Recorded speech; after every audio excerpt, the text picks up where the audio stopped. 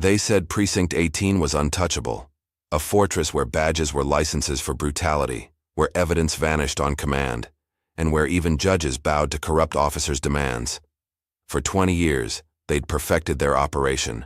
Every false arrest calculated, every bribe accounted for, every witness silenced, until they arrested Eleanor Davis. They saw a 78-year-old former teacher, an easy target, just another black woman to intimidate in their wealthy white neighborhood. 24 hours to process and forget.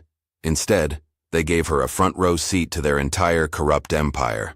Every conversation, every scheme, every crime. What they didn't know: Eleanor Davis had taught generations of students to stand up against injustice. Now, with her son, the U.S. Attorney General, about to get a phone call, she's about to teach these officers the hardest lesson of their lives. Sometimes the most dangerous witness is the one you don't think is watching.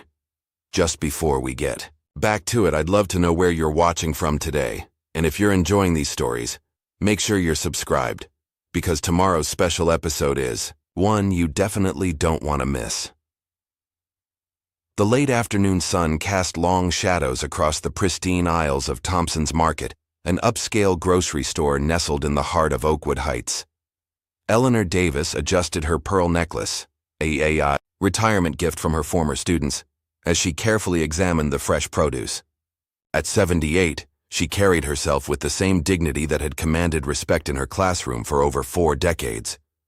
The store's fluorescent lights gleamed off the polished floors, creating an almost sterile atmosphere that matched the carefully curated clientele who typically shopped there.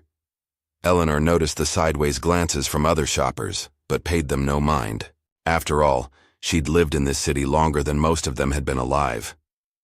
Officers Brad Mitchell and Kyle Harris stood near the store's entrance, their presence more intimidating than reassuring.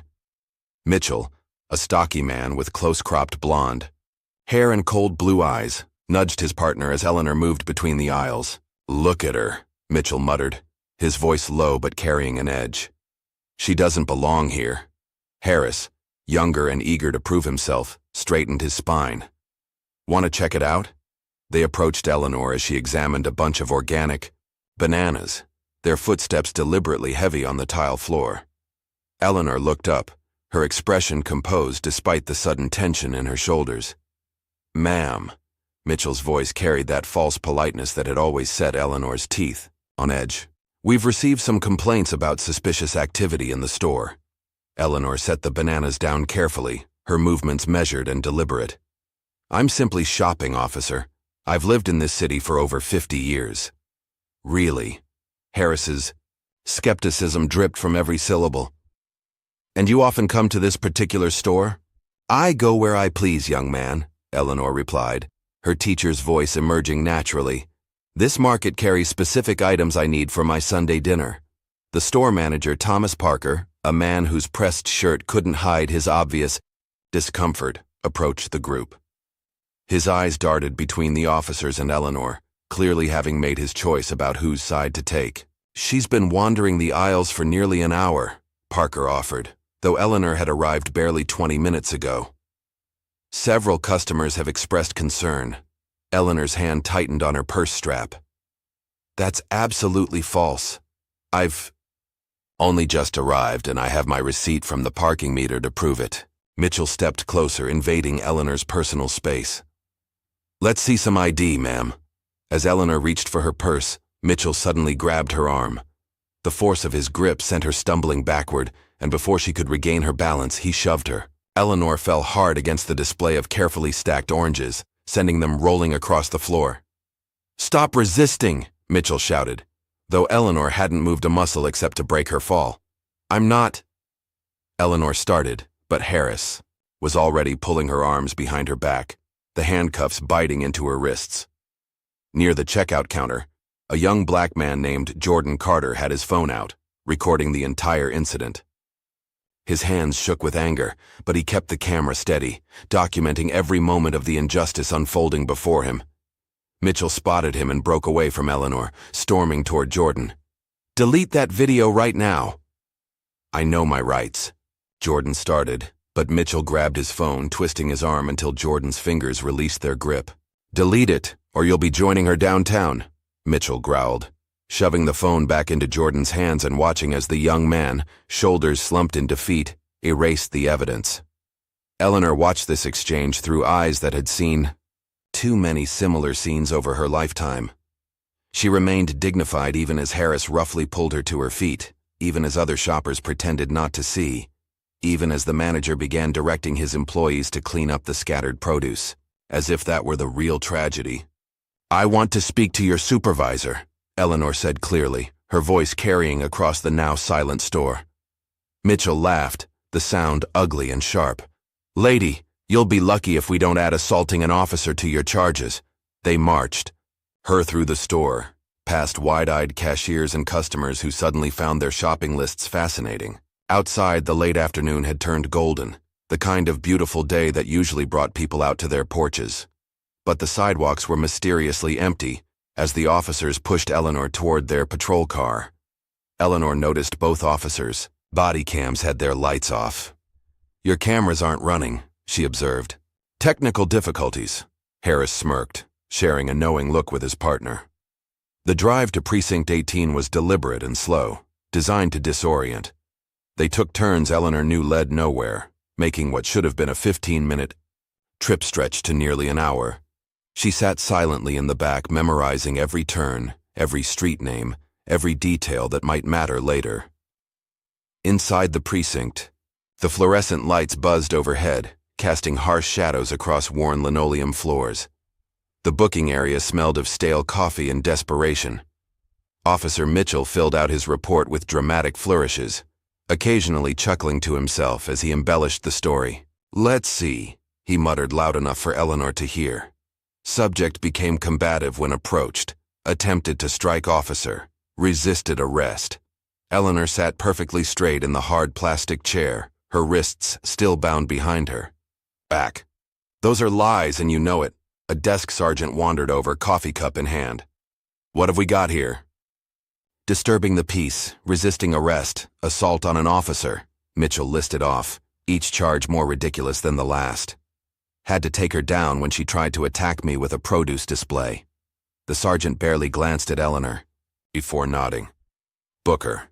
Chief Callahan wants all the paperwork clean on this one." Eleanor's ears perked up at the mention of the police chief, filing away another name for later. She watched as the sergeant walked away, already dismissing her existence from his mind. They took her fingerprints roughly, pressing each finger against the scanner with unnecessary force. Her photograph captured her dignity even in handcuffs, head high, eyes forward, refusing to be diminished. "I want my phone call," Eleanor stated firmly as they led her toward the holding cells. Mitchell's laugh echoed off the concrete walls. "Maybe tomorrow if we're not too busy. Night shift's short-staffed, you know how it is." The cell they pushed her into was cold and bare, with a metal bench bolted to the wall and a toilet in full view of anyone passing by. The door clanged shut with a finality that would have shaken a less resolute soul. Eleanor sat on the bench, her back straight, her mind sharp. She listened to the officers' retreating footsteps, to their laughter as they discussed their plans for the evening. She heard Mitchell call someone, presumably Chief Callahan, to report that everything had been handled cleanly. Through the night, she observed. She watched officers pass by, some averting their eyes, others staring with open hostility. She noted how certain files were carried to a back room, how hushed conversations happened in corners, how the overnight shift moved with the easy familiarity of people who knew their actions would never face scrutiny. In the early hours of the morning, when the precinct was at its quietest, Eleanor heard two officers discussing another arrest. "Just like we did with the old lady," one said. "Camera off, clean report, judge signs off, case closed." Eleanor closed her eyes, not in defeat, but in calculation. They had no idea who they were dealing with, no idea of the storm they had just brought down upon themselves. She thought of her son Malcolm, of the power and resources at his disposal as U.S. Attorney General. These officers thought they were following their usual playbook, but they had just made the biggest mistake of their careers. As dawn began to creep through the high windows of the precinct, Eleanor Davis sat in her cell, already composing in her mind the testimony that would bring this corrupt system crashing down. They had given her front row seats to their operation, never suspecting that every detail, every name, every procedure was being cataloged by a mind sharpened by decades of teaching and a lifetime of navigating a system designed to break her. The morning shift arrived, bringing with them the sounds of fresh coffee and casual conversation.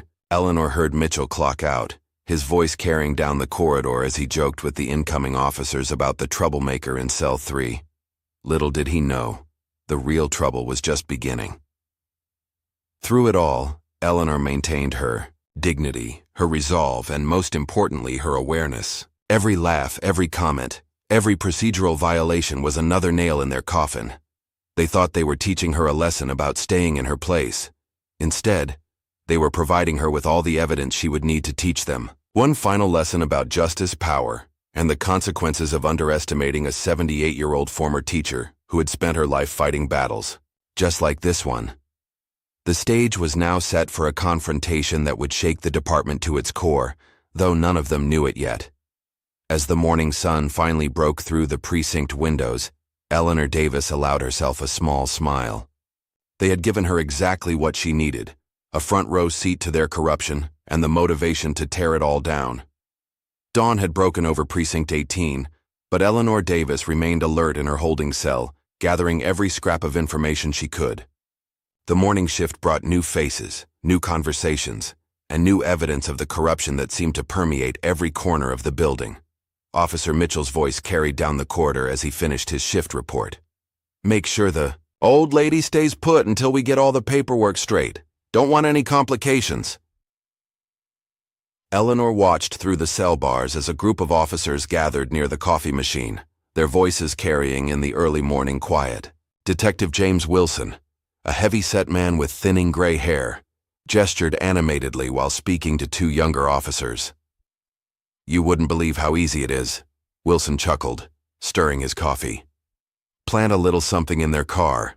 Suddenly that routine traffic stop becomes a major bust. Department gets another win, we get our bonuses, everybody's happy." He paused, taking a sip. "Well, everybody who matters anyway." A rookie officer, fresh-faced and uncertain, shifted uncomfortably. "But what about the body cams?" "Technical difficulties. Happen all the time, kid," Wilson winked. "Equipment malfunction, battery dies, footage gets corrupted. Just ask Mitchell about last night's arrest." Eleanor memorized their faces, their names from their badges, every detail that might prove useful later. Her hands might be bound, but her mind remained sharp as ever, cataloging evidence of their corruption. Down the hall, she could hear the shift sergeant, Patrick Walsh, reviewing reports.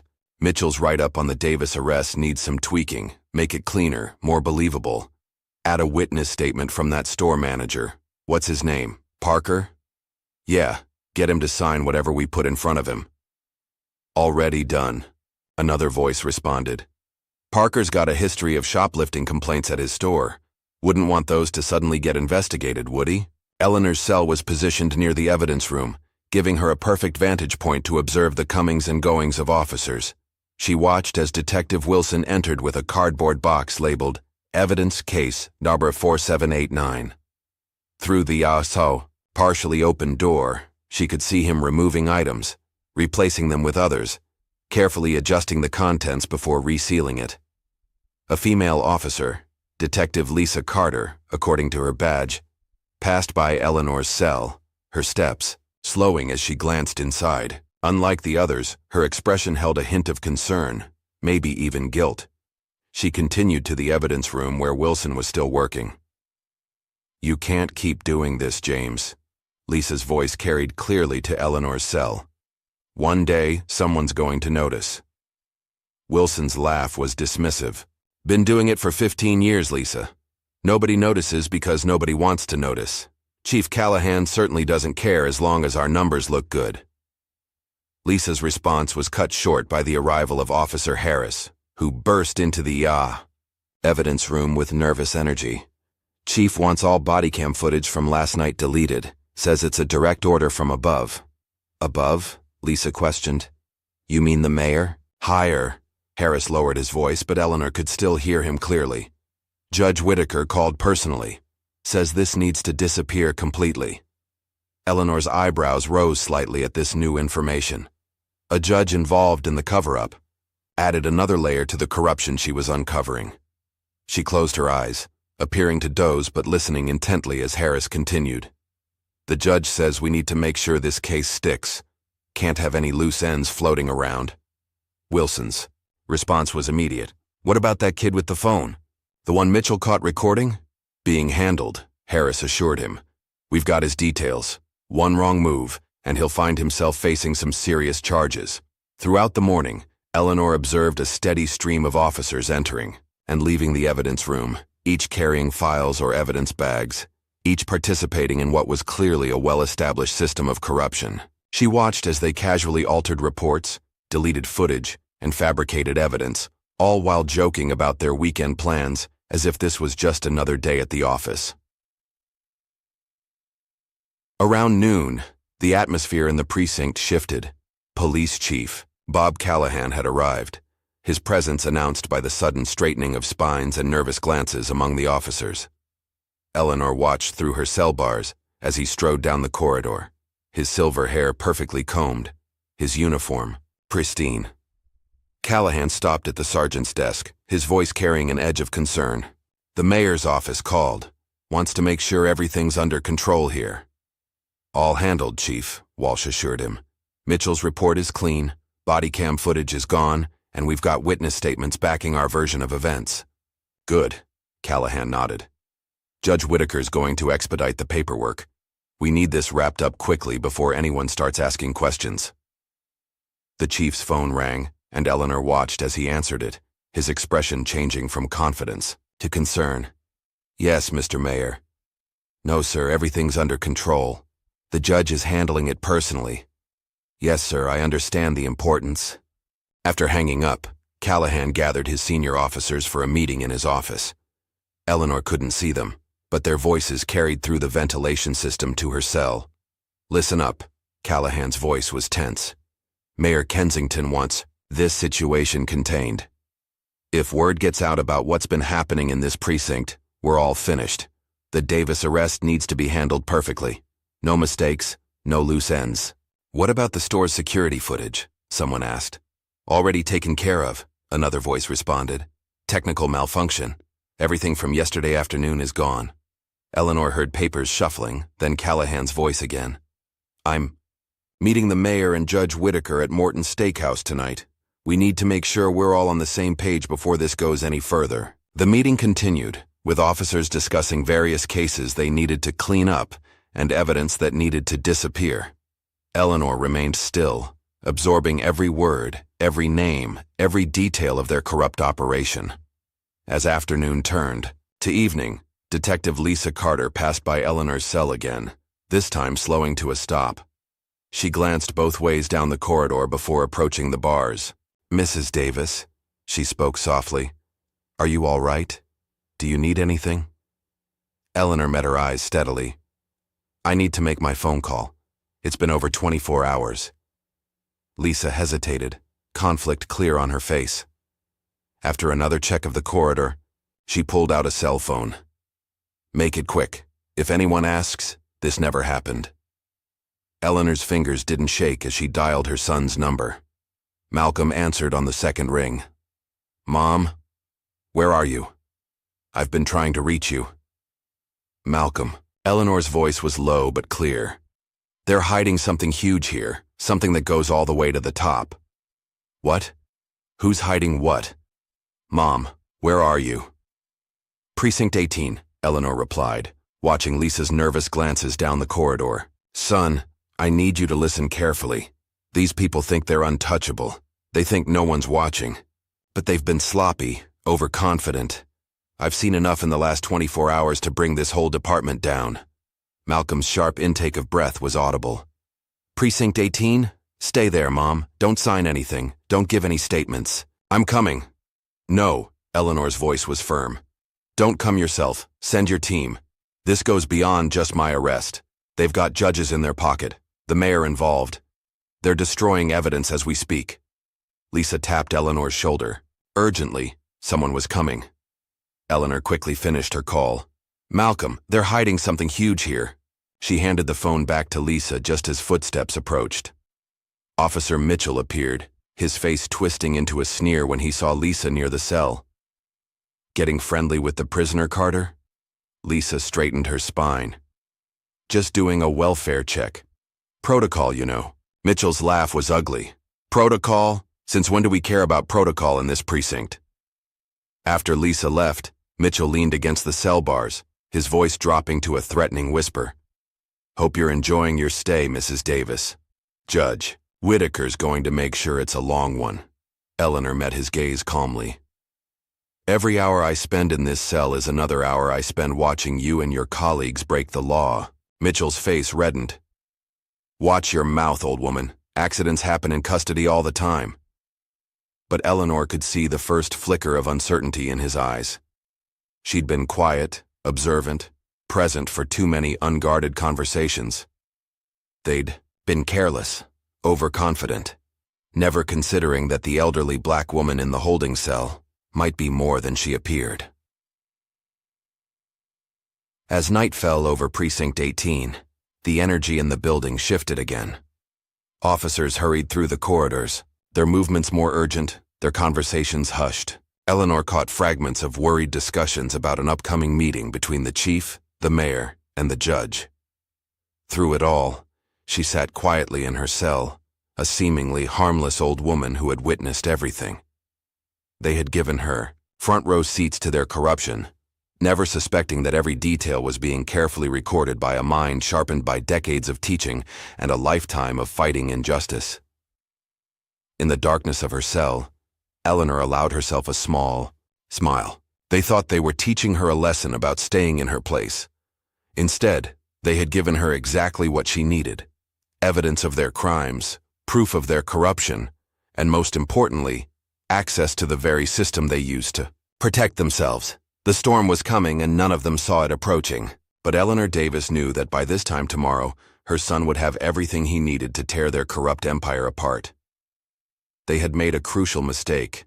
They had underestimated a 78-year-old former teacher who had spent her life fighting battles just like this one. And now, thanks to their own arrogance, she had the evidence to bring them all down. Malcolm Davis sat in his Washington, D.C. office, his mother's words echoing in his mind. They're hiding something huge here. His fingers drummed against the polished mahogany desk as he processed the implications of her call. The U.S. Attorney General rarely involved himself directly in local police matters, but this was different. This was personal. Sarah, he called, to his chief of staff, get me everything you can on Precinct 18, and I mean everything.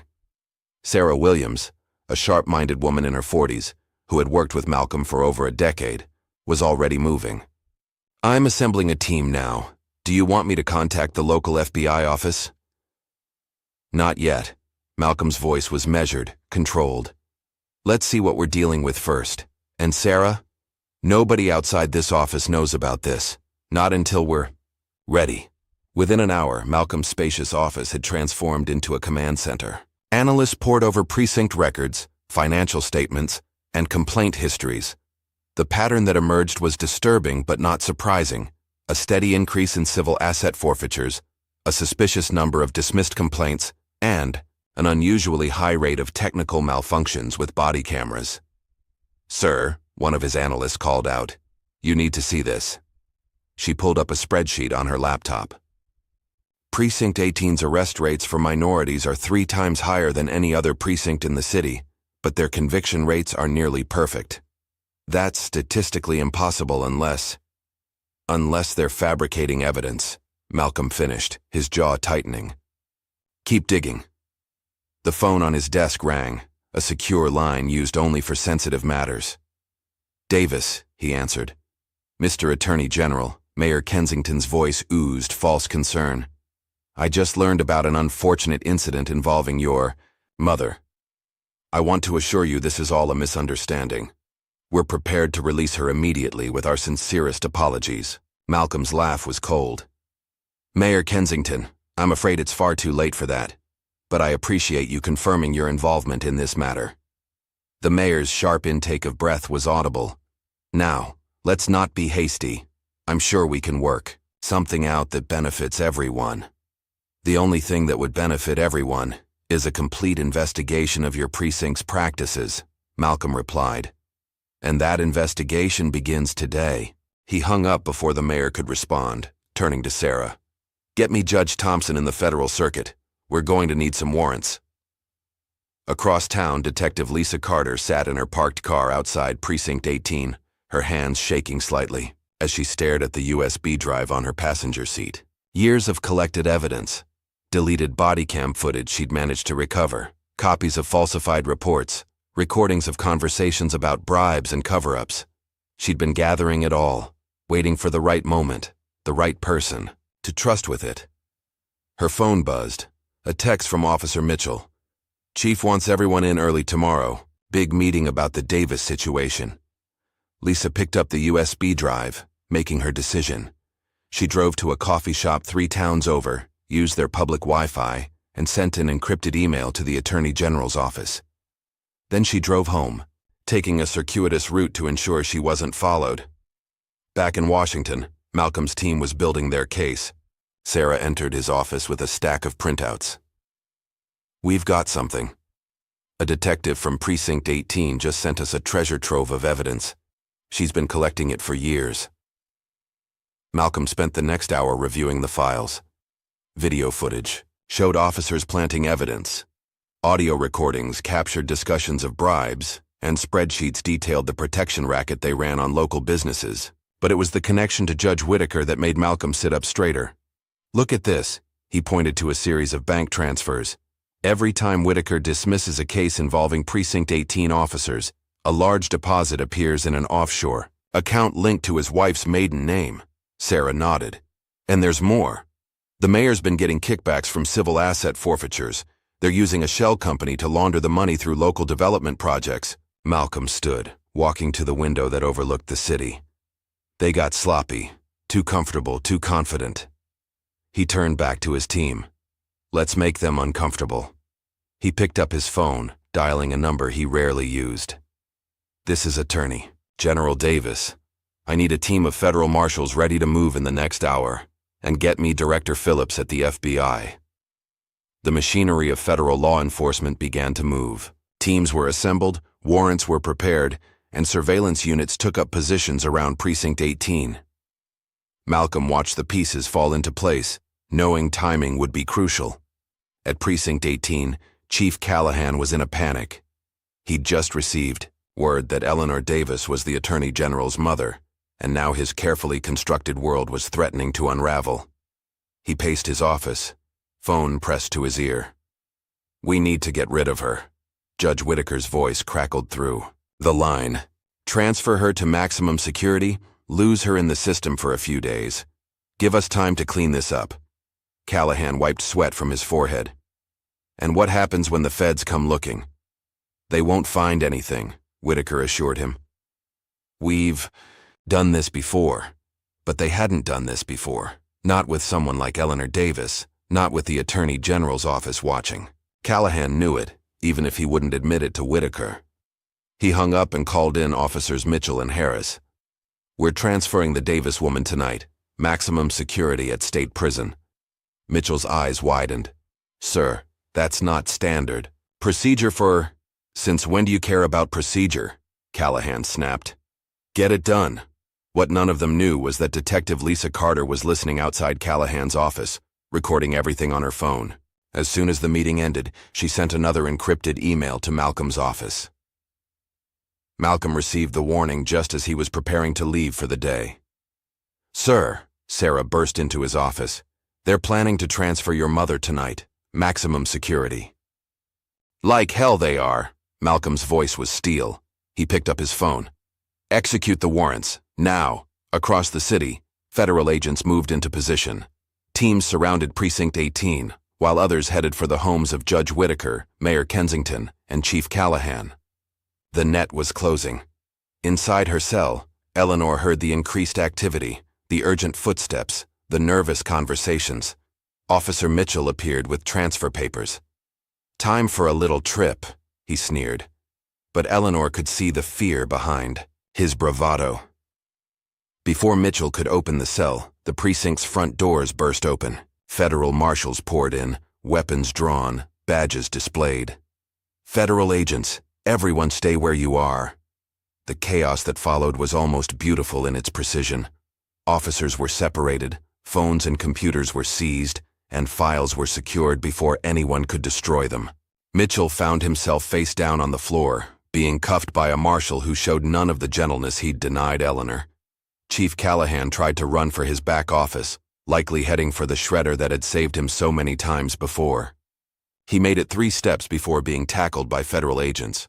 Through it all, Eleanor sat calmly in her cell, watching justice finally catch up to those who had thought themselves above it. When the cell door opened, it wasn't Mitchell or Harris holding the key, but a federal marshal with respect in his eyes. "Mrs. Davis, we're here to escort you out." Eleanor stood, straightening her clothes with dignity. As she walked through the precinct, she saw the results of her patience and observation. Officers in handcuffs, evidence being boxed and labeled, computers being seized. Her eyes met Detective Lisa Carter's across the room, and she gave the younger woman a slight nod of acknowledgement. Outside, television news crews had already gathered, their cameras capturing the moment as federal agents led out the corrupt officers who had thought themselves untouchable. Eleanor emerged into the evening air, her head high, her spirit unbroken. Malcolm was waiting by a black SUV, his usual composed demeanor cracking slightly at the sight of his mother. "Mom," he stepped forward, embracing her. "Are you all right?" "I'm fine, son," Eleanor patted his cheek. "But we have work to do. I've seen enough in there to keep your office busy for months." Malcolm helped her into the SUV, then turned to his team. "I want every piece of evidence cataloged and secured, every computer analyzed, every file examined. No one sleeps until we understand the full scope of this operation." As they drove away from Precinct 18, Eleanor watched through the window as more federal vehicles arrived. She saw Mayor Kensington being led out of City Hall in handcuffs, his usual swagger replaced by shocked disbelief. News helicopters circled overhead, their spotlights illuminating the unfolding drama. "They never saw it coming," Eleanor remarked, her voice carrying a hint of satisfaction. "All that power, all that corruption, and they were undone by underestimating an old woman." Malcolm smiled, recognizing the teacher's tone in his mother's voice. "They gave you 24 hours to observe their operation. That was their biggest mistake." "One of many," Eleanor agreed. "But there's more, Malcolm. What I saw in there, what I heard, it goes beyond just this precinct. They have connections throughout the system. Judges, politicians, business leaders. We'll find them all," Malcolm promised. "Every last one." The SUV turned onto the highway, heading toward the federal building where teams of investigators were already assembling. Eleanor Davis sat straight in her seat, her mind already organizing the evidence she would present. She had spent decades teaching young minds to think critically, to question authority, to stand up for what was right. Now she would teach one final lesson, this time to those who had forgotten that justice, though sometimes slow, was inevitable. In offices across the city, phones were ringing as corrupt officials realized their time was up. Judge Whitaker canceled his dinner reservations and called his lawyer. Mayor Kensington's assistant was shredding documents when federal agents burst into her office. Chief Callahan sat in a holding cell, much like the one he had put Eleanor in, wondering how it had all fallen apart so quickly. But they all knew, even if they wouldn't admit it. They had made the crucial mistake of assuming that power meant impunity, that their badges and titles made them untouchable. They had forgotten that justice could come from unexpected places. In this case, from a 78-year-old former teacher who had spent her life preparing others to fight for what was right. As night fell over the city, Eleanor Davis watched. From the federal building, as the empire of corruption began to crumble, teams of investigators worked through the evidence she and Detective Carter had provided, building a case that would shake the city's power structure to its core. "You know they'll try to fight back," Malcolm said. Standing beside her at the window, Eleanor smiled, the same smile that had encouraged generations of students to believe in themselves. "Let them try. We have something they don't." "What's that?" "The truth," Eleanor replied simply. And after all these years, I've learned that the truth, when properly presented, is the most powerful weapon of all. Malcolm nodded, understanding that his mother had just taught him one more lesson. As federal agents continued to process evidence and build their case, Eleanor Davis stood watch, knowing that her 24 hours in a cell had set in motion changes that would reshape the city's future. The storm she had promised had arrived, and it was only beginning to gather strength. The morning after the federal raid on Precinct 18 dawned cold and gray. In his private chamber, Judge William Whitaker paced frantically, phone pressed to his ear. The local news was running constant coverage of the previous night's events, and his name had already been mentioned in connection with the investigation. "We need to contain this," he barked into the phone. "Find something on the kid who recorded the arrest." "What was his name?" "Jordan Carter." Chief Callahan's voice was strained, even through the phone. Though released on bail, the police chief was clearly feeling the pressure. "But sir, with the feds involved, I don't care about the feds," Whitaker cut him off. "Frame the boy if you have to. We need to discredit any potential witnesses before they can testify." Across town, Officers Mitchell and Harris were already putting the plan in motion. They sat in their unmarked car outside Jordan Carter's apartment building, watching as the young man left for his early morning shift at the local computer repair shop. "Remember," Mitchell muttered, checking his weapon, "make it look convincing." They waited until Jordan was halfway to his car before making their move. Mitchell stepped out, badge displayed. "Mr. Carter, we need to speak with you about a robbery that occurred last night." Jordan froze, his keys clutched tightly in his hand. He remembered all too well their last encounter at Thompson's Market. "I was home all night. I have witnesses." Harris circled behind him, and Jordan felt his heart rate spike. He knew what was coming, had seen this scene play out too many times before. Witnesses can be mistaken. Mitchell's smile was cold as he reached for something in his jacket. Sometimes they remember things differently after they've had time to think. The small bag of drugs appeared in Mitchell's hand as if by magic, and Jordan's blood ran cold. He knew exactly what was about to happen, knew that his life was about to change forever, and there wasn't a thing he could do about it. But fate, it seemed, had other plans. From across the street, a small red light blinked in the early morning darkness. Detective Lisa Carter sat in her own unmarked car, her camera recording everything. She'd anticipated this move, known they would try to silence potential witnesses. As she watched Mitchell plant evidence, she pressed send on a pre-written email to Malcolm Davis's office, complete with her current location and live video feed. The next few minutes unfolded like a carefully choreographed dance. Just as Mitchell moved to discover the planted drugs, 3 unmarked federal vehicles converged on the scene. Mitchell and Harris found themselves face down on the wet pavement, their own handcuffs being used against them. Jordan stood frozen, watching as federal agents collected the planted evidence and documented the scene. A gentle hand touched his arm, and he turned to find Lisa Carter beside him. "You're safe now," she said quietly, "but we need to get you somewhere secure. They'll try again." Inside his chambers, Judge Whitaker was working on another angle. He drafted an emergency gag order, citing national security concerns and potential prejudice to ongoing investigations. His clerk, Amanda Pierce, watched with growing unease as he backdated the document. "Sir," she ventured carefully, "this order, it won't hold up under federal scrutiny." Whitaker's laugh was harsh. "It doesn't need to hold up forever, just long enough for us to clean house." He stamped the order with more force than necessary. "Get this to every news outlet in the city. Anyone who violates it faces contempt charges." But he had underestimated the speed at which Malcolm Davis worked.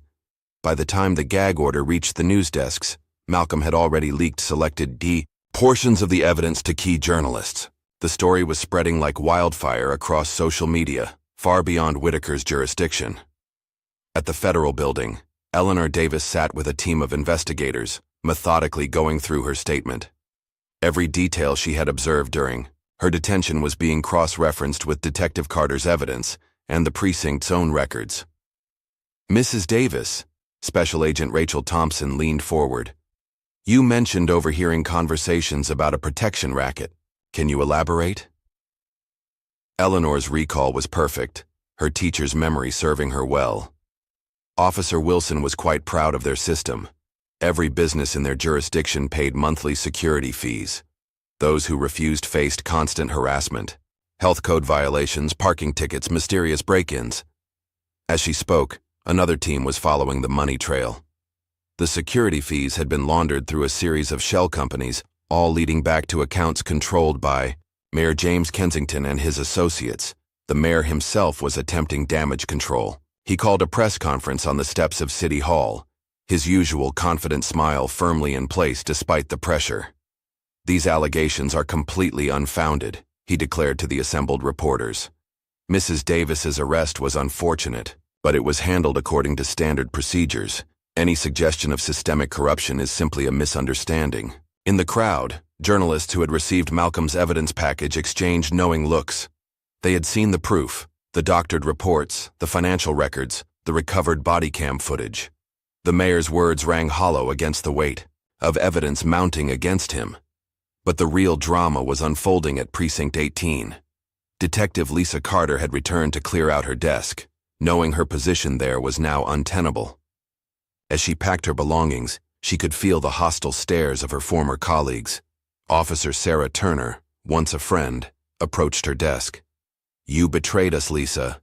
Everything we built here, everything we worked for, you threw it all away."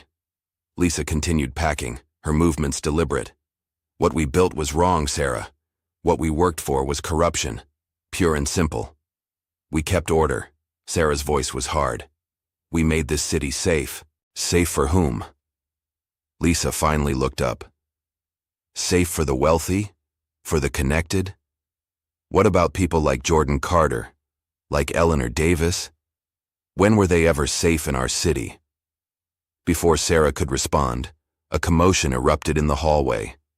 Federal agents were back, this time with more specific warrants. They headed straight for the records room, where decades of case files were stored. Lisa watched as her former colleagues scrambled to appear cooperative while subtly attempting to destroy evidence. But it was too late. Malcolm's team had already accessed the precinct's backup servers, and every deleted file, every altered report was being recovered. In his private office, Chief Callahan received an urgent call from Mayor Kensington. "This goes away," the mayor's voice shook with barely controlled rage. "Or you do. Understand?" Callahan understood perfectly. He had been the mayor's fixer for years, handling delicate situations, making problems disappear. But this time was different. This time they were facing an opponent who couldn't be intimidated, couldn't be bought, and couldn't be silenced. He made one last desperate move, ordering his most trusted officers to target Lisa Carter. "She's the weak link," he told them. "Remove her from the equation, and this all falls apart." But Lisa was already one step ahead. As two officers approached her car that evening, they found themselves surrounded by federal agents. Malcolm had anticipated this move too, ensuring that the key witness in his case remained protected. The next morning, the city woke to breaking news. Judge Whitaker's gag order had been overturned by a federal judge, and the full story was finally reaching the public. News helicopters circled over Precinct 18, capturing footage of federal agents carrying out box after box of evidence. Eleanor Davis watched the coverage from Malcolm's office, her expression serene. "They never understood," she mused, "that their real mistake wasn't arresting me. It was believing that their power made them untouchable." Malcolm nodded, reviewing the latest reports from his investigation team. "They've been operating like this for so long they forgot that the law applies to them too." A knock at the door interrupted them. Sarah Williams entered, her face grave. "Sir, we've got a situation. Detective Carter's cover has been compromised. Someone leaked her home address to some of Callahan's people." Malcolm's response was immediate. "Get her out. Now. Full protective custody." But again, Lisa Carter proved she was always thinking ahead. When Callahan's men arrived at her house, they found it empty. She had already moved to a safe house, taking with her even more evidence, old case files, recorded conversations, and a detailed ledger of every bribe, every cover-up, every abuse of power she had witnessed over the years. The ledger proved to be the key that unlocked everything. Hidden in an old evidence locker, it contained years of meticulous records. Dates, amounts, names of officers involved in various schemes. Lisa had been building her case slowly, carefully, waiting for the right moment to expose it all. As federal agents pored over the ledger, patterns emerged. The corruption wasn't limited to just Precinct 18. It reached into other precincts, other departments, other cities. The protection racket was just the tip of the iceberg. Mayor Kensington, realizing the extent of the evidence against him, made one last desperate move. He called an emergency press conference, intending to paint himself as a reformer who had been working to expose the corruption all along. But as he approached the podium, he found Malcolm Davis waiting for him. "Mr. Mayor," Malcolm's voice carried, across the stunned crowd, "I believe these belong to you." He held up a stack of financial records. "Would you care to explain why millions in seized assets were diverted to offshore accounts in your name?" The mayor's face went pale. He turned to flee but found his path blocked by federal agents. His arrest, broadcast live on every local channel, marked a turning point in the investigation. Back at the federal building, Jordan Carter provided his statement, describing not only Eleanor's arrest, but years of systematic harassment and corruption he had witnessed in his neighborhood. His testimony, combined with Lisa's evidence and Eleanor's observations, painted a damning picture of a system rotted from within. Judge Whitaker made one final attempt to salvage the situation. He called an emergency hearing, hoping to use his authority to suppress the mounting evidence. But as he entered his courtroom, he found it packed with federal prosecutors, journalists, and Eleanor Davis herself, sitting calmly in the front row. The judge's hands shook as he took his seat. Before he could speak, a federal marshal approached the bench with a warrant for his arrest. The evidence in Lisa's ledger had included detailed records of every case he had fixed, every bribe he had accepted. As Whitaker was led from his own courtroom in handcuffs, Eleanor stood. Their eyes met briefly, and in that moment the judge finally understood. They had all underestimated her, had seen only an elderly black woman they thought they could intimidate. They had never imagined that she would be the catalyst for their downfall. The day ended with more arrests, more evidence seized, more corrupt officials facing the consequences of their actions. Lisa Carter, secure in her safe house, continued providing information to Malcolm's team, helping them unravel decades of corruption. Eleanor Davis returned home that evening, finally able to rest in her own bed. But her work wasn't finished. She knew that exposing the corruption was only the first step. The real challenge would be ensuring that what happened to her couldn't happen to anyone else. As she sat in her favorite chair, she could hear the television in the background, reporting on the day's events. The storm she had promised had arrived, and it was changing the landscape of power in ways none of them had imagined. In his office, Malcolm Davis worked late into the night, building the cases that would bring justice to those who had thought themselves above the law. On his desk sat his mother's pearl necklace, recovered from the precinct's evidence room, a reminder of why this fight mattered and who had started it all. The storm was far from over, but the winds of change were blowing strong, and nothing would ever be the same. The morning sun cast long shadows across the steps of the federal courthouse as Eleanor Davis emerged from her son's SUV. The crowd that had gathered outside erupted at her appearance, journalists shouting questions, photographers jostling for position, supporters holding signs demanding justice. But Eleanor didn't hurry or hide. Instead, she paused at the top of the steps, turned to face the cameras, and spoke with the clear, commanding voice that had controlled classrooms for over 4 decades.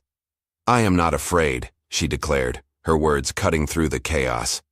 "Justice will be served."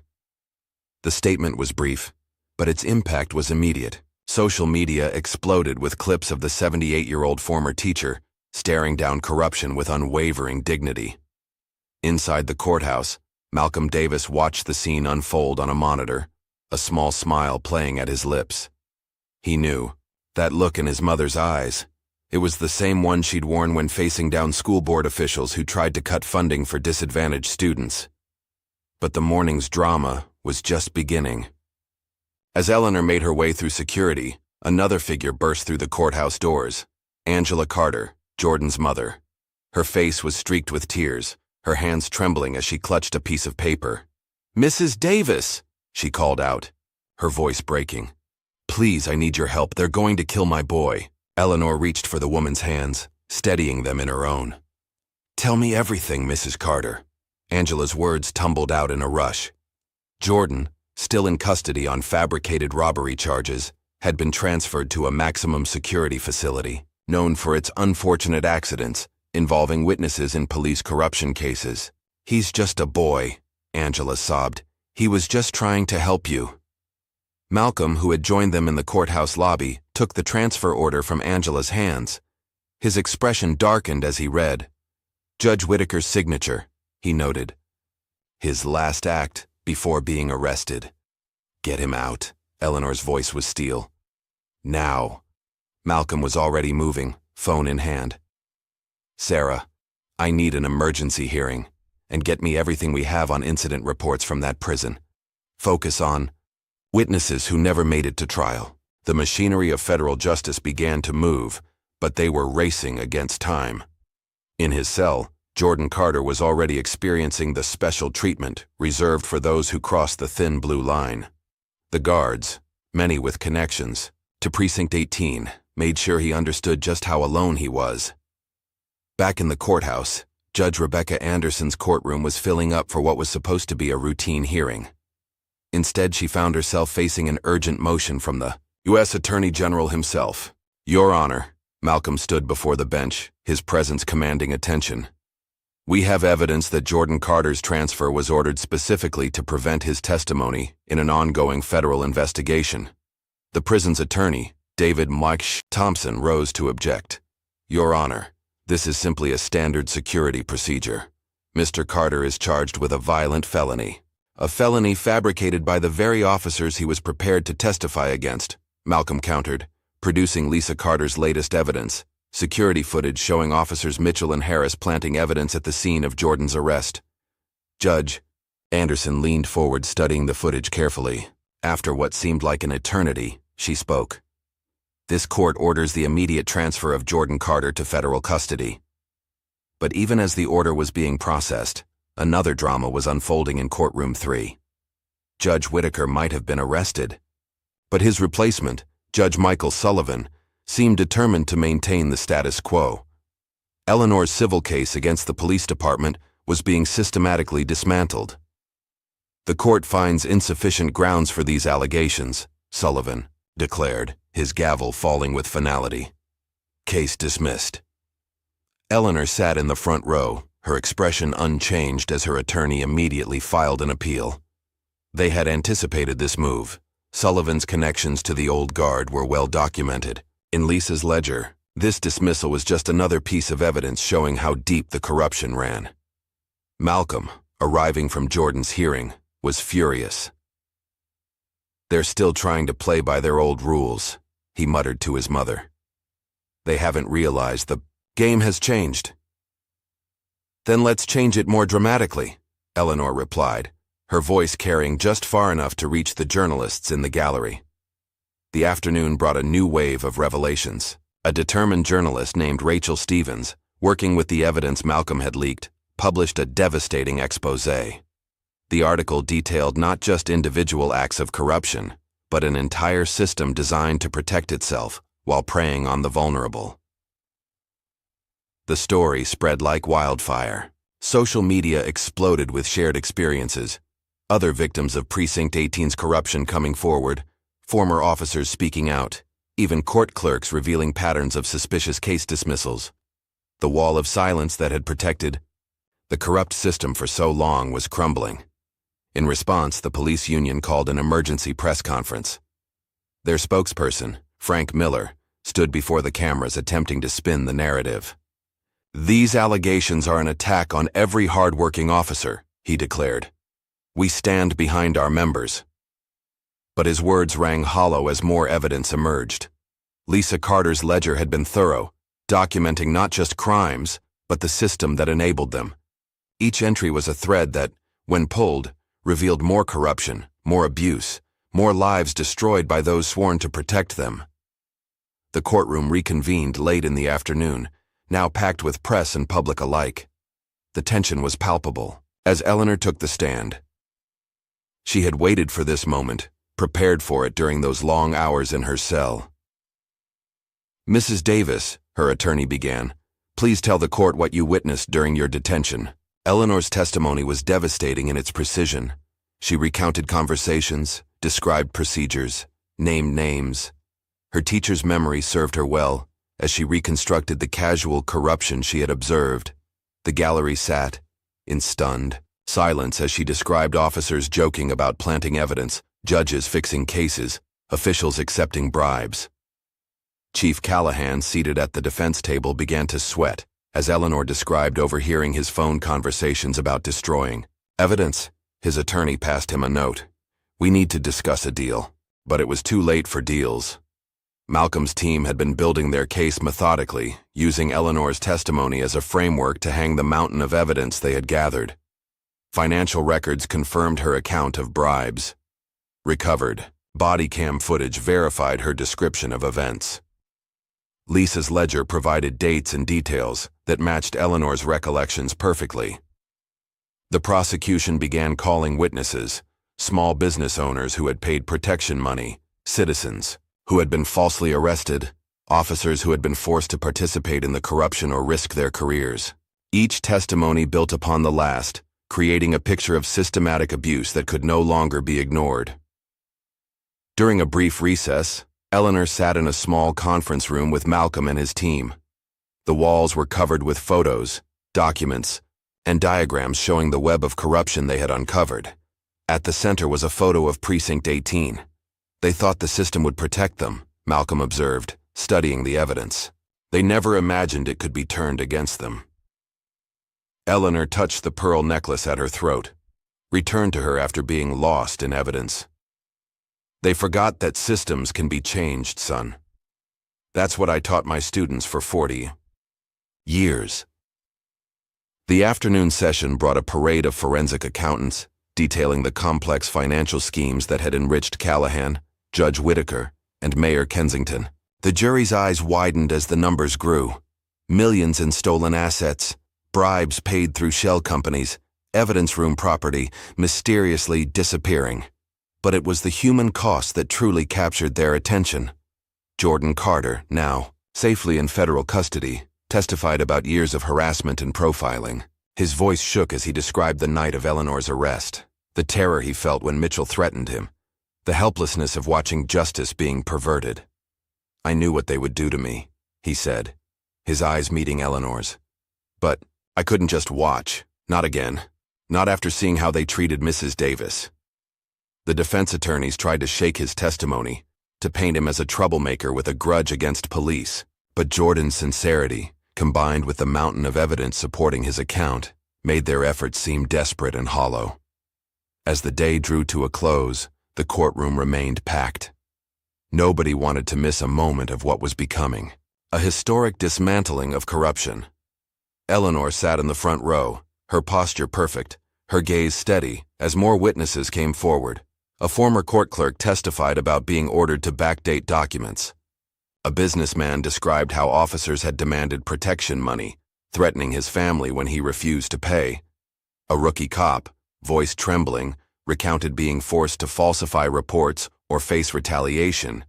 Each testimony added another crack to the foundation of corruption, another blow to the system that had seemed untouchable just days before. The jurors took endless notes, their expressions growing more troubled with each revelation.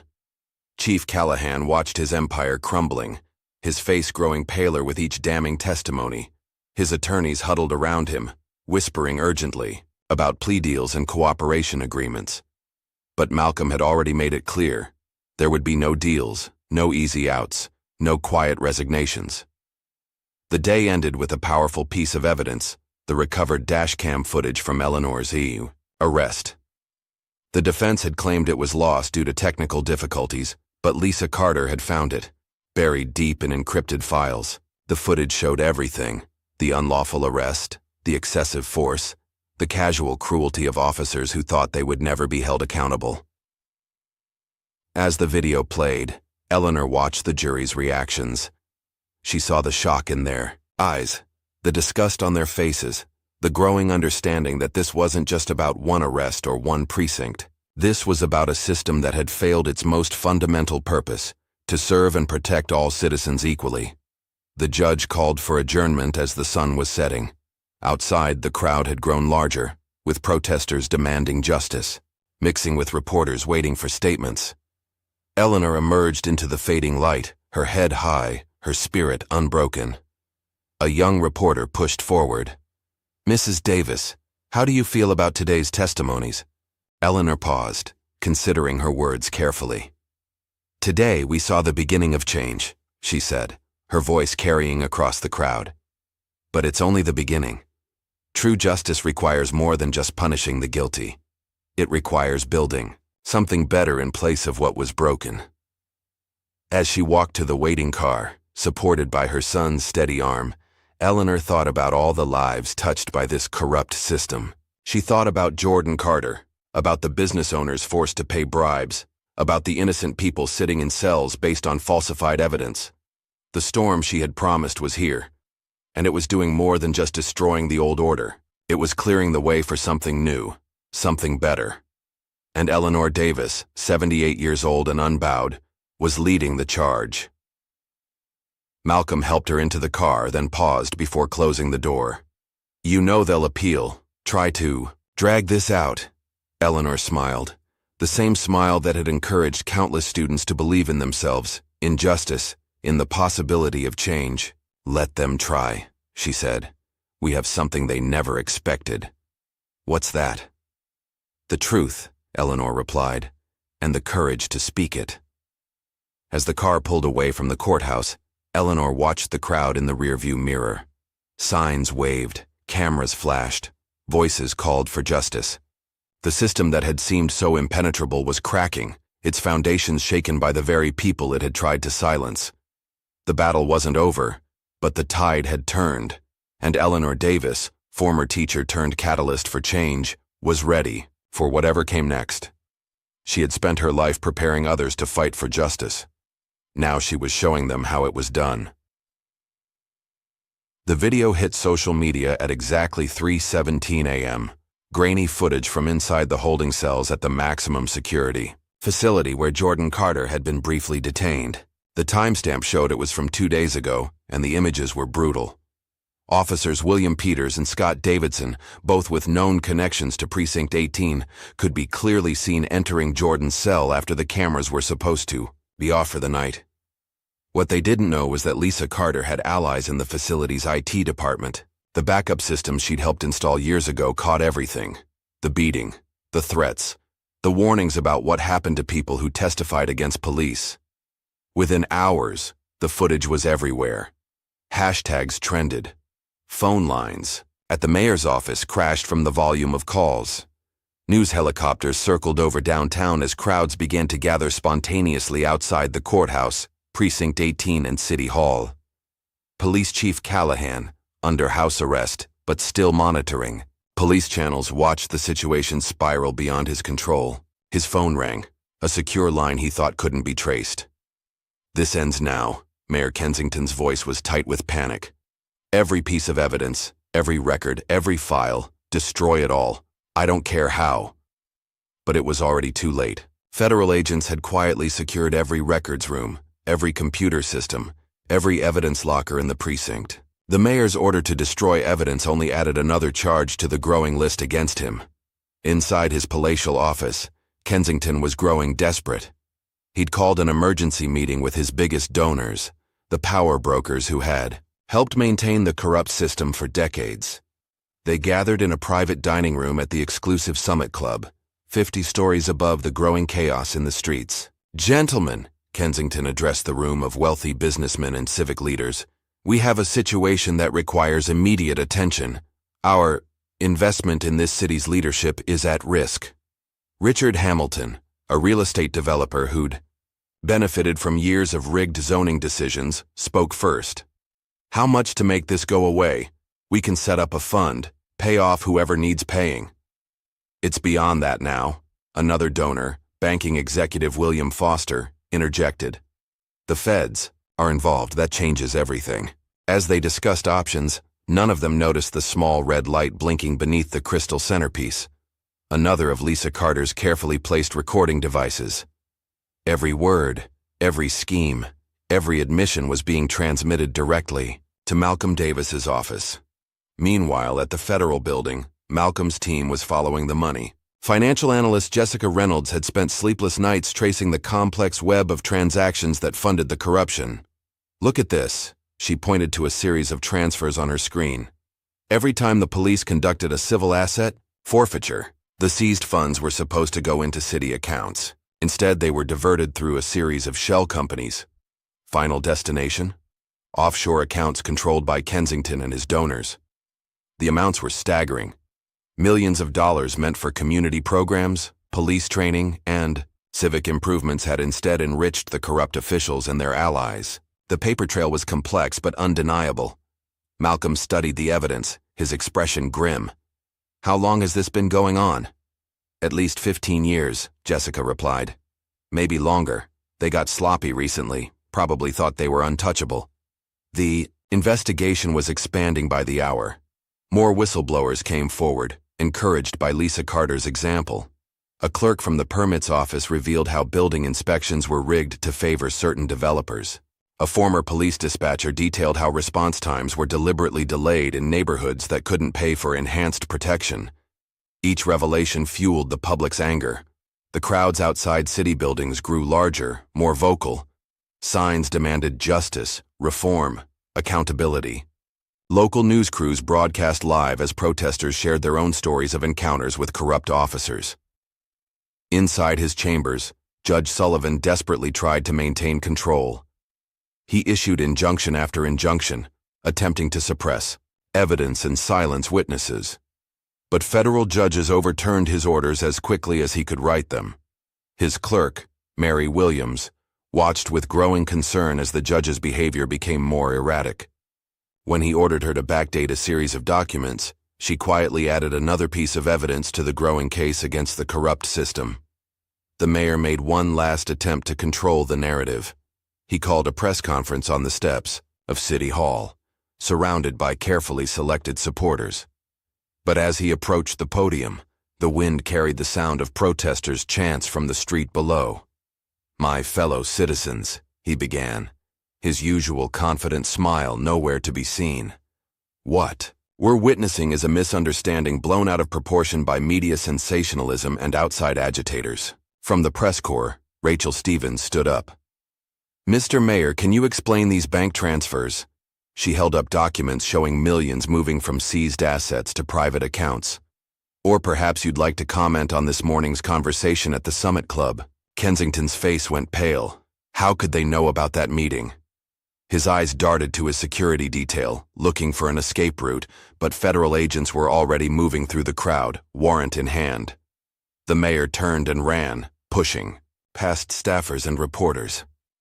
He made it to the private elevator that led to the building's secure parking garage, but when the doors opened, he found himself face to face with Malcolm Davis. "Going somewhere, Mr. Mayor?" In that moment, Kensington knew it was over. The system he'd helped build, the power structure he'd maintained through bribes and threats, and corruption, was crumbling around him. As agents led the mayor away in handcuffs, cameras captured every moment.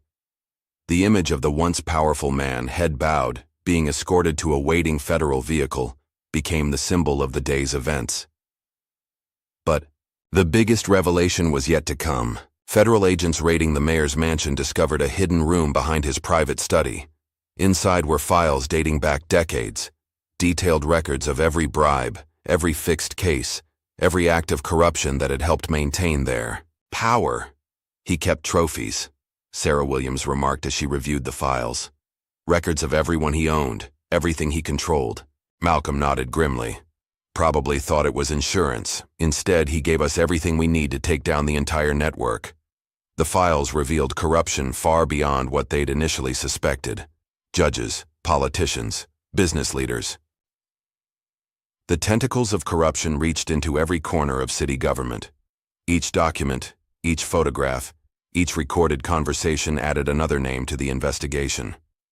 At the federal courthouse, Eleanor Davis sat with Jordan Carter and his mother watching the news coverage of the mayor's arrest. Jordan's bruises were still visible, but his eyes were clear and determined as he reviewed his testimony for the grand jury. "They thought they could silence us," he said quietly, "make us too afraid to speak up." Eleanor patted his hand. "Fear is their weapon, Jordan. Truth is ours." Outside, the crowds had grown larger still, but the anger was transforming into something else: determination. Community leaders spoke about reform, about oversight, about building a better system. The people were no longer just protesting, they were demanding change. In his private jet, attempting to flee to a country without extradition, Judge Whitaker received word that his accounts had been frozen. Every escape route he'd prepared, every safeguard he'd established, had been anticipated and blocked. The federal agents waiting on the tarmac were almost an afterthought. As they led him away, Whitaker finally understood what Eleanor Davis had known from the beginning. The power they'd thought made them untouchable had become the instrument of their downfall. Back at Precinct 18, officers watched in stunned silence as federal agents continued their methodical collection of evidence.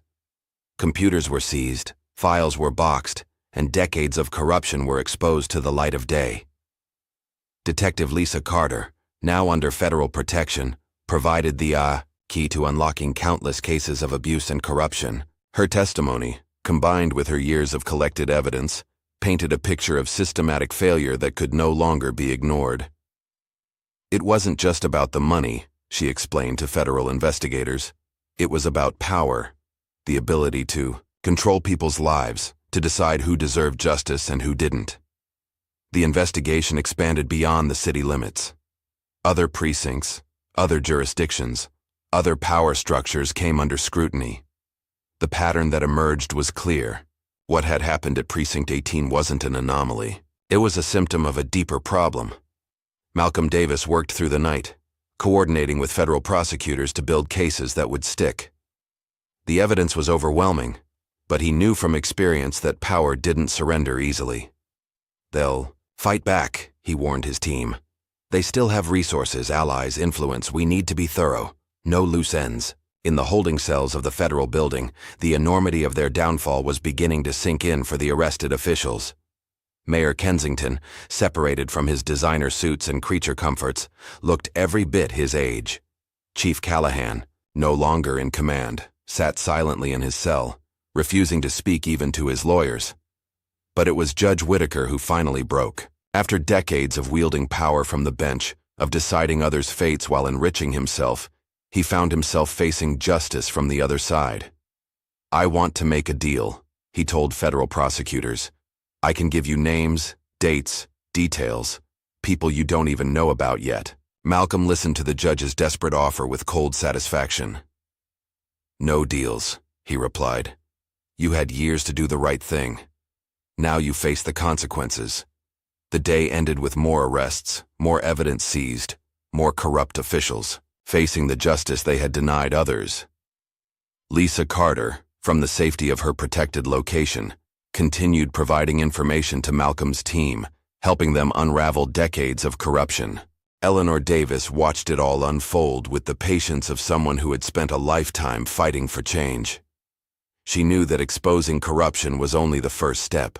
The real work, rebuilding trust, establishing accountability, creating real change, was still to come. As night fell over the city, the crowds remained, their candles and phone lights creating a sea of illumination in the darkness. They were no longer just demanding justice, they were witnessing its arrival. In his office, Malcolm reviewed the day's developments with his team. The mayor's hidden files had opened dozens of new investigations. The judge's attempted flight had revealed more hidden accounts.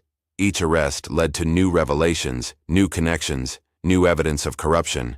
"We're not just dismantling a corrupt precinct anymore," he told his staff. "We're exposing an entire system that failed its people." Eleanor, sitting quietly in the corner, nodded in agreement. She thought about her students over the years, how she'd taught them that change was possible, that justice was worth fighting for. Now she was showing them how it was done. The city was transforming. The outrage that had brought people into the streets was becoming a movement for real change. Community leaders were organizing, demanding oversight committees, police reform, transparent governance. As midnight approached, Eleanor stood at her son's office window, looking out over the city she'd called home for 7 decades. The lights of police vehicles and news vans still flickered in the streets below. The crowds had thinned but not dispersed, maintaining their vigil for justice. "You know," she said to Malcolm, "they thought arresting me would silence one voice. Instead, they woke thousands." Malcolm smiled, seeing in his mother's face the same determination that had guided his own career in justice. "They never understood what you taught me years ago. That real power isn't in controlling people. It's in standing up for what's right no matter the cost." The night was far from over, and tomorrow would bring new challenges. But the tide had turned. The corrupt system that had seemed so impenetrable was crumbling, brought down not by force, but by the courage of those who dared to speak the truth. The storm Eleanor had promised had arrived, and it was changing everything in its path. The basement of Precinct 18 was eerily quiet at 3 a.m. Chief Callahan, out on bail through his expensive legal team's efforts, gathered his most loyal officers in the dimly lit evidence room. Officers Mitchell, Harris, Peters, and Davidson stood in a tight circle, their faces grim in the fluorescent light. "This ends tonight." Callahan's voice was barely above a whisper. "Carter and Davis are the keys. Remove them, and this whole case falls apart." Mitchell shifted uncomfortably. "Sir, with the feds watching—" "I don't care about the feds." Callahan's controlled whisper became a harsh rasp. "Everything we built is crumbling. Either we fix this now, or we all go down." In a safe house across town, Lisa Carter sat reviewing her testimony with federal prosecutors. Years of carefully collected evidence spread across the table before her. Photos, recordings, financial records, each piece another nail in the corruption's coffin. "The bonuses were just the beginning," she explained, pointing to a spreadsheet. "Officers got paid extra for every false arrest that led to asset forfeiture. The more valuable the seized property, the bigger their cut." The lead prosecutor, Andrea Thompson, leaned forward. "And the judges?" Whitaker wasn't the only one.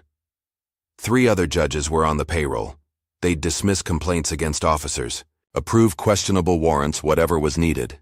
Each had their own offshore account, managed through the mayor's financial advisor. None of them noticed the red dot of a laser sight briefly appearing on the window behind Lisa's head. Outside, in a darkened building across the street, Officer Davidson adjusted his scope. But before he could take the shot, the night erupted in light and sound. "Federal agents, drop your weapon!" Davidson found himself surrounded. Malcolm's team had anticipated this move, had been waiting for it. As agents led him away in handcuffs, they found a burner phone in his pocket, direct evidence linking him to Callahan. The chief's desperation was growing. His phone rang, Judge Whitaker calling from his holding cell. "They're offering me a deal." Whitaker's voice shook. "Full immunity if I testify about everything, the bribes, the fixed cases, the offshore accounts. Take that deal, and you won't live to testify." Callahan's threat was explicit, but Whitaker had already made his choice. Hours of interrogation had broken his resolve, and the prospect of spending his remaining years in prison had loosened his tongue. He told federal prosecutors everything: dates, amounts, names of every official they'd bribed or blackmailed. At the federal courthouse, Eleanor Davis took the stand for her final day of testimony. The gallery was packed, with journalists and citizens alike straining to hear every word. She described not just her arrest, but the systematic corruption she'd witnessed during her detention. They were so confident in their power, she testified, her voice clear and strong, that they didn't bother hiding their crimes. They discussed bribes and cover-ups openly, believing no one could touch them. Police union lawyers tried to discredit her testimony, but Eleanor's recall was perfect. She cited specific conversations, named officers present, detailed times and locations. Each point was corroborated by Lisa's evidence or the mayor's seized files. During a brief recess, Malcolm received urgent news. His team had raided Callahan's private storage unit, finding a treasure trove of blackmail material. The chief had been keeping insurance, Photos, recordings, documents that implicated dozens of powerful figures in the corruption scheme. He's been planning for this, Malcolm told his team, making sure he wouldn't go down alone. But Callahan had one more card to play. As federal agents swarmed his home with a new warrant, he slipped out through a hidden tunnel in his wine cellar. A escape route installed years ago for just such an emergency. The chief's disappearance triggered an immediate response. Roadblocks were established, airports and train stations were monitored, and his face was broadcast on every news channel. But Malcolm knew Callahan's destination before he even started running. The Canadian border was less than 4 hours away by car. Callahan had a false passport, emergency cash, and a carefully planned route using back roads and rural crossings. What he didn't know was that every step of his escape had been anticipated. As his car approached the border crossing at 3:47 a.m., Callahan felt the first flutter of hope. But when he handed over his fake passport, the border agent's expression didn't change. "Welcome back, Chief Callahan," she said calmly, signaling to concealed federal agents.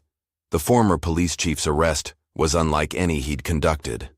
There was no excessive force, no planted evidence, no falsified reports, just the cold, impartial application of law he'd spent decades subverting. In the holding cell, Callahan finally cracked. "I want a deal," he demanded. "I'll take everyone down with me, judges, politicians, business leaders. I've got dirt on people you haven't even looked at yet." Malcolm stood outside the cell, studying the man who'd once seemed so powerful. "No deals," he replied. "But we'll listen to everything you have to say. Every name, every crime, every detail." And Callahan talked. For hours he detailed decades of corruption. He described how the system worked, how they chose their targets, how they laundered the money, how they silenced witnesses. Each revelation sparked new investigations, new arrests, new charges. The prosecution's case was now overwhelming. Video evidence showed Callahan ordering the assault on Jordan Carter. Financial records traced millions in stolen assets through his accounts. Recovered body cam footage revealed him instructing officers on planting evidence. But the most damning testimony came from his former officers. One by one, they took deals, turning on the man who'd led their corrupt enterprise. Mitchell described how they targeted minorities for false arrests. Harass detailed the protection racket they ran on local businesses. Each testimony added another layer to the mountain of evidence. In court, the prosecution presented the video of Callahan and Judge Whitaker discussing bribes. The courtroom fell silent as they watched two pillars of the justice system casually, conspiring to pervert it. "Your Honor," the prosecutor addressed Judge Anderson, "the government has established not just individual acts of corruption, but a systematic effort to undermine the very foundations of justice in this city." The defense lawyers tried to argue procedural points, to challenge evidence on technical grounds, but the weight of proof was overwhelming. Years of meticulous documentation by Lisa Carter, combined with Eleanor's testimony and Callahan's own records, painted an undeniable picture of corruption. The jury deliberation was surprisingly brief. After just 6 hours, they returned with their verdict. The courtroom hushed as the foreman stood. In the matter of the United States versus Callahan, on the charge of conspiracy to violate civil rights under color of law, we find the defendant guilty. The verdicts continued: guilty on racketeering, guilty on obstruction of justice, guilty on witness tampering. Count after count, the jury condemned not just Callahan's actions, but the entire system he'd helped create. Mayor Kensington was next. His trial revealed how deep the corruption had run. Evidence showed him receiving kickbacks from every major city contract, rigging bids to favor donors, using seized assets to fund his personal lifestyle. The mayor's arrogance had been his undoing. He'd kept detailed records of every bribe, every favor, every illegal deal. Those records, found in his mansion's hidden room, now provided prosecutors with a roadmap of corruption. Judge Whitaker's fate was sealed by his own words. Surveillance footage from his chambers showed him openly discussing fixed cases, coaching officers on how to write reports that would withstand scrutiny, arranging for evidence to disappear. The judge's sentence was particularly harsh: life in prison, with no possibility of parole. The justice system he'd corrupted now ensured he would never see freedom again. But the trials weren't just about punishment. Each proceeding revealed more about how the corrupt system had operated, how it had targeted the vulnerable, how it had protected itself. This knowledge was already being used to draft new policies, new oversight measures, new protections. Malcolm Davis stood in his office, watching as federal agents led another group of arrested officials into the courthouse. His mother sat nearby, reading letters from citizens sharing their own stories of abuse and injustice. "This is bigger than we initially thought," he said, reviewing the latest reports. "The pattern we found here, it's not unique to this city." Eleanor nodded, unsurprised. "Systems of power protect themselves, son. What we've done here is show that they're not invincible." The reform efforts were already beginning. Policy changes were drafted to require body camera footage to be independently monitored. Civilian oversight boards were established with real power to investigate complaints. Asset forfeiture laws were rewritten to prevent abuse. But perhaps the most significant change was in the public's consciousness. People who had once accepted police misconduct as inevitable were now demanding accountability. Communities that had lived in fear of corrupt officers were organizing, documenting, speaking out. Jordan Carter, his bruises now healed, became a symbol of this new era. His testimony about police brutality, combined with the evidence of corruption, sparked nationwide conversations about justice reform. "They thought they could silence us with fear," he told reporters outside the courthouse. "But fear only works when you're alone. Together, we're stronger than their corruption." Lisa Carter's role as a whistleblower inspired other officers across the country to come forward. Her careful documentation of corruption became a model for other investigations, showing how systematic abuse could be exposed and dismantled. The final phase of trials focused on the broader conspiracy, the business, leaders who'd profited from corruption, the politicians who'd protected it, the officials who'd enabled it. Each proceeding revealed more connections, more crimes, more abuse of power.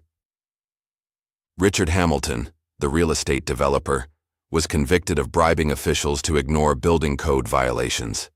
William Foster, the banking executive, was charged with laundering money from the protection racket.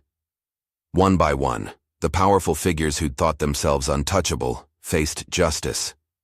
In his cell, Callahan watched news coverage of the continuing investigations. The system he'd helped build, the power structure he'd thought impregnable, was being dismantled piece by piece. His attempt to flee had only added years to his sentence. The former chief had one last meeting with federal prosecutors. His lawyer had arranged it hoping for some last-minute leniency, but Callahan's words showed no remorse. "You think this changes anything?" he sneered. "The system will protect itself. It always does." Malcolm, sitting across from him, shook his head. "No, Chief. What you're seeing is the system correcting itself. The same laws you abused are now being used to bring you to justice." The prosecution's closing argument in Callahan's final appeal became a defining moment. The prosecutor, standing before the appeals court, spoke not just about specific crimes, but about the fundamental betrayal of public trust. The defendants didn't just break laws, she argued. They corrupted the very institutions meant to uphold them. They didn't just steal money or abuse power. They stole people's faith in justice itself. The appeals court's decision was unanimous. Every conviction was upheld. Every sentence confirmed. The corrupt officials who had once ruled the city, through fear and manipulation, would spend the rest of their lives behind bars. As news of the decision spread, spontaneous celebrations broke out across the city. People gathered in streets and parks, sharing stories of survival, of resistance, of finally seeing justice done. Eleanor Davis watched the celebrations from her son's office, her teacher's heart proud of the lesson her city had learned. The system wasn't perfect, but it could be changed. Justice wasn't inevitable, but it was possible. "What happens now?" Malcolm asked, standing beside her. Eleanor smiled, the same smile that had encouraged generations of students to believe in their own power. "Now the real work begins. Creating change is harder than exposing corruption, but we've shown it can be done." Outside, the sun was setting on a city transformed. not just by the removal of corrupt officials, but by the awakening of its citizens. People who had once felt powerless now understood their collective strength. The storm Eleanor had promised had done more than just destroy the old order. It had cleared the way for something new, something better. And she, along with countless others, would make sure that this new beginning wouldn't be wasted. Justice had finally arrived, and it would not be denied. 6 months after the verdicts, Eleanor Davis walked slowly down Adams Street, the same route that had led her to Thompson's Market on that fateful day. The neighborhood had changed, not just physically, but in spirit. Where there had once been tension and fear in the air, now there was a sense of renewed community. She paused outside the market, now under new management. The under new ownership sign sparkled in the morning sun, and through the window, she could see a diverse mix of customers shopping freely, without the suspicious glances that had once been so common. "Mrs. Davis," a young clerk waved through the window, one of her former students from years ago. The warm greeting drew smiles from other shoppers who recognized her. Eleanor had become something of a local legend, though she wore the attention with characteristic grace. "The neighborhood feels different now," observed Sarah Williams, Malcolm's chief of staff, who often accompanied Eleanor on these walks. "More alive. People can breathe easier when they're not living in fear," Eleanor replied, adjusting her pearl necklace, the same one she'd worn during her arrest. It had become a symbol of resilience for many in the community. The changes extended far beyond this single street. Precinct 18 had been permanently closed, its building now transformed into a community center focused on civil rights education and police accountability. The very rooms where corrupt officers had once plotted their schemes now hosted workshops on knowing your rights and community organizing. Lisa Carter had become a key figure in the ongoing reform efforts. Her testimony had led to investigations in other cities, and she now headed a new police integrity unit, training officers on ethical policing and helping establish accountability measures.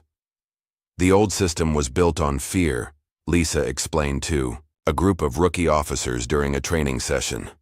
"Our new approach is built on trust and transparency." Her words carried extra weight. Everyone knew the price she'd paid for standing up to corruption. The evidence room where she had once secretly gathered proof of wrongdoing was now a public meeting space. Community members could attend monthly oversight meetings there, reviewing body camera footage and police reports with civilian advisors. Jordan Carter's life had taken an unexpected turn. The journalism scholarship he received, funded by seized assets from the corrupt officials, had given him a platform to continue exposing injustice. His first major piece, published in the city's leading newspaper, detailed the human cost of police corruption through the stories of its victims. "Your courage started all this," he told Eleanor during an interview for his latest article. "When you refused to be silenced, you showed others they could speak up too." Eleanor's response was characteristic of her lifelong role as a teacher. "Courage is contagious, Jordan. Sometimes people just need to see it in action to recognize it in themselves." The impact of the case rippled through the justice system. Judge Anderson, who had presided over many of the corruption trials, now led a commission on judicial reform. Her first action was to establish new guidelines for handling police misconduct cases, ensuring they couldn't be buried or dismissed without thorough review. "The corruption we uncovered wasn't just about individuals breaking laws," she explained during a public hearing. "It was about a system that had lost its way.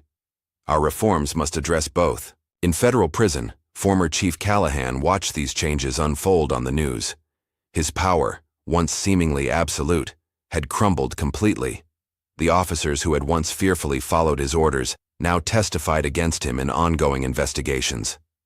Mayor Kensington's fall had been particularly dramatic. His carefully maintained image as a civic leader had shattered under the weight of evidence. The offshore accounts Eleanor had first heard mentioned in her holding cell had led investigators to hundreds of millions in stolen public funds. The recovery of those funds brought unexpected benefits to the community. Under federal oversight, the money was redirected to its intended purposes: community programs, educational initiatives, and infrastructure improvements in the neighborhoods that had suffered most under the corrupt regime. Judge Whitaker's Fate served as a powerful warning to others who might abuse their authority. He died in prison 3 months into his sentence, his legacy not one of judicial wisdom, but of corruption and betrayal. His death made headlines, but few mourned his passing. The reform movement Eleanor had sparked spread beyond the city limits. Other communities, inspired by her example, began examining their own power structures. Police departments across the country faced increased scrutiny, and civilian oversight boards gained real authority. Malcolm Davis, despite offers of higher positions including a Supreme Court nomination, chose to continue his work at the grassroots level. He established a special task force focused on investigating systemic corruption in law enforcement. "What we learned from my mother's case," he explained to his team, "is that corruption doesn't just happen. It's allowed to happen when people look the other way. Our job is to keep looking, keep questioning, keep demanding accountability." Eleanor's influence was felt in unexpected ways. Law schools began using her case in their ethics courses.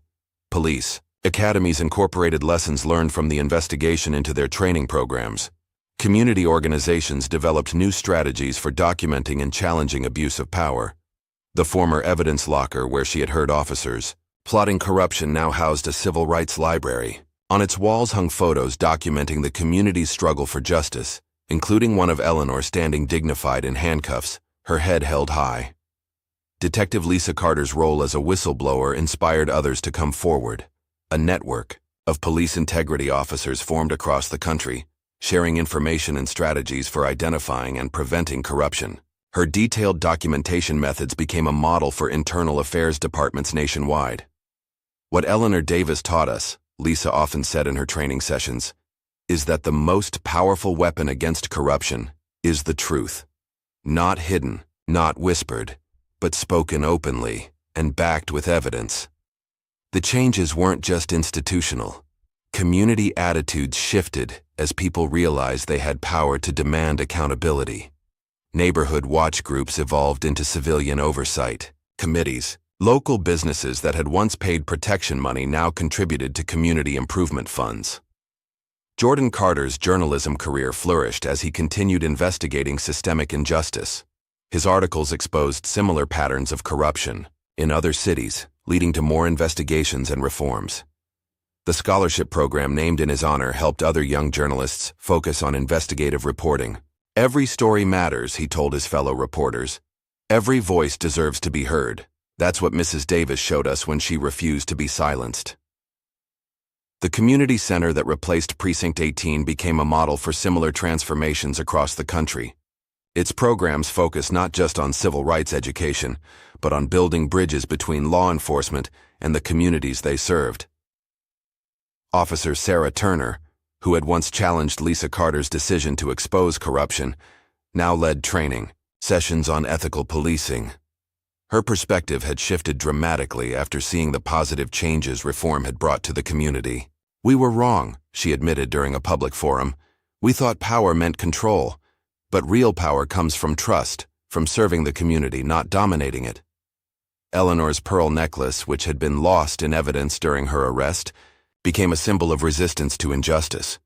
Local artists incorporated its image into murals celebrating community resilience. Young activists wore pearl necklaces at demonstrations, honoring her legacy of dignified resistance. The transformation wasn't without challenges. Some officers resigned rather than adapt to the new accountability measures. Others fought against reforms, claiming they would make policing more dangerous. But the evidence showed otherwise. Community trust led to better cooperation and safer conditions for both officers and citizens. Malcolm's decision to decline the Supreme Court nomination surprised many, but not those who knew him best. "Real change," he explained, "happens in communities, not just courtrooms. My mother taught me that justice is built from the ground up." The federal investigation she had sparked continued to uncover connections to corruption in other cities. Each new revelation led to more reforms, more accountability, more change. The storm Eleanor had promised had become a nationwide movement for justice. Former Officer Mitchell, serving his sentence in federal prison, finally showed remorse during a restorative justice session. "We thought we were above the law," he admitted.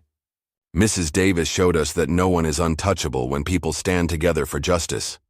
The documentation of Eleanor's case became required reading in civil rights courses. Law professors used it to demonstrate how systematic corruption could be exposed and dismantled. Police academies studied it as an example of what happens when power is abused and the importance of ethical policing. The Civilian Oversight Board that now monitored police activity included community members from all walks of life. Their monthly meetings, held in the former precinct building, ensured transparency and accountability in law enforcement operations. 1 year after the verdicts, Eleanor sat in her favorite rocking chair, reading a letter from Jordan Carter. His words captured the impact of her courage. "You changed my life, Mrs. Davis, and now I'll dedicate mine to changing others.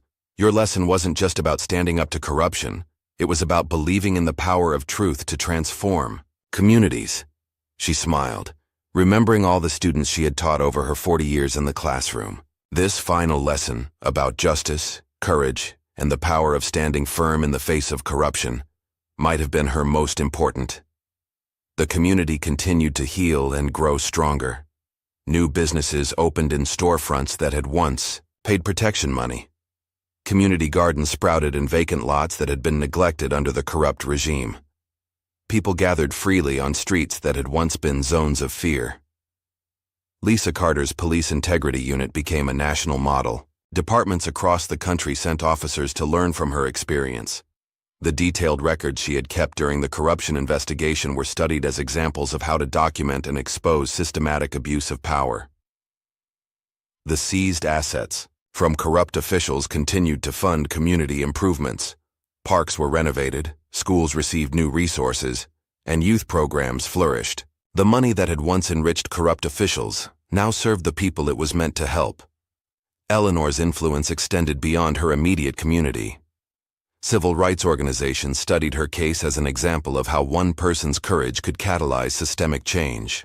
Her strategy of careful observation and documentation became a model for challenging institutional corruption. The final scene of her victory played out quietly, without fanfare. Eleanor Davis sat in her rocking chair, watching the sunset through her window. On her lap lay Jordan's letter, and around her neck, the pearl necklace caught the fading light. She thought about all that had changed. The corrupt system dismantled, the community transformed, the legacy of fear replaced with hope.